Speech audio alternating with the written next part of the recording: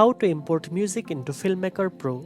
First of all, open the app on your device and tap on the New Project Plus button to create a new project, or you can load your existing project.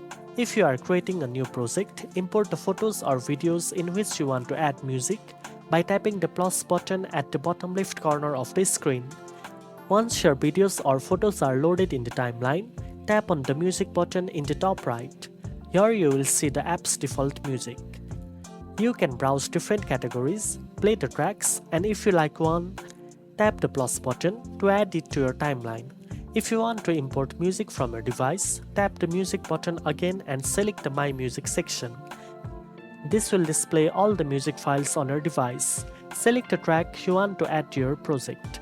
You can preview the music before importing to ensure it fits your video perfectly. After selecting, tap on the plus button and your music will be added directly to your project timeline.